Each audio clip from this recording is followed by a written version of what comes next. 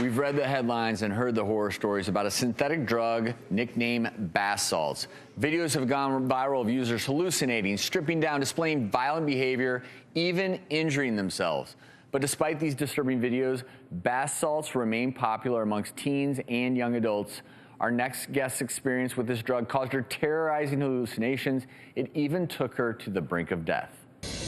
When I was 18 years old, my boyfriend ended up leaving me for another girl, and it made me very depressed. I was hoping binging on bath salt would numb me, make all the pain I was feeling go away. I always thought I heard sirens, lights flashing. I would always look out the window.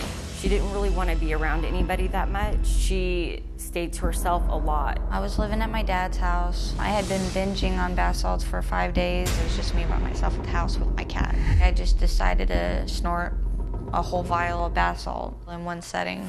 I kept hearing my boyfriend's voice saying how much he hated me, how I should kill myself. I ended up trying to stab myself, trying knife after knife. I didn't have the guts to do it and decided to break into my dad's room. He had a few guns in there. I grabbed the first one. I tried to cock it back and the bullet got jammed sideways. I ended up grabbing the second gun. I couldn't get it to work. I got the last gun. I shot it. It went straight into my jaw. It felt the most searing, hot pain in my face. It fell to the floor. I could move my jaw from side to side. I had blood coming down my shirt. I was freaking out. I thought that my boyfriend had shot me. I kept hearing his voice. It sounded like snipers were coming after me. My mailman heard me screaming, talked me out of the house. I told him somebody shot me. He ended up calling the cops. They shut down the school right next to my house because they thought shooters were around the place. They put me in the back of an ambulance and they rushed me to the hospital. Once I was in the ambulance, it clicked in my head what had happened. I did bath salt and I shot myself. When I first got the phone call and heard that she had been shot, it was just sheer panic. When I walked into the room, her face was so swollen, she was barely recognizable. The bullet shattered her jaw into about 200 pieces. I almost lost my daughter that day. I stayed there for about a week, and then they ended up moving me to a psych ward. She got out and was still struggling. I felt like I was just so alone. I didn't feel like anybody cared enough, and they wanted me to live. She was in for like 2 weeks. She got out and she started using it again. Joining me now are Kirsten and her mother, Stacy. Kirsten, I want to ask you, first of all, the first time you used bath salts, did you ever think that you would become addicted? No, I didn't even have any idea that would affect me the way it did. So are you clean now? I've been clean for a year.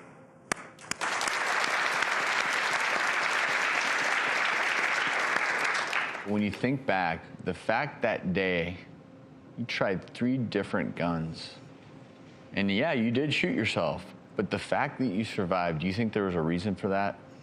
My grandma ended up passing away about a month before. My family believes that she stuck around because she knew what I was doing and she kept me safe.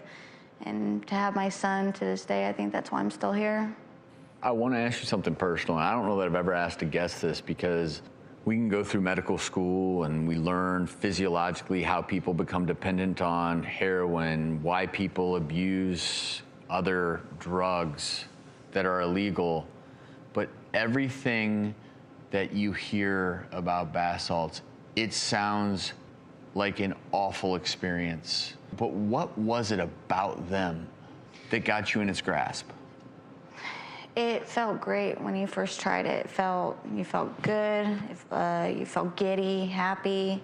It felt amazing first while of doing it, but after time, started getting more depressed. It started feeling like when you go so long without taking them, start to get tired and sick feeling, and all you can think of is to do it again, make you feel so much better.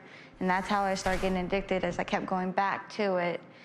And after a while, I just wanted to keep doing it until finally I just didn't care about life anymore, which made me more depressed, which made me want to do more. You weren't doing it because you were in the least bit happy or enjoying it. This had become your life. Yeah.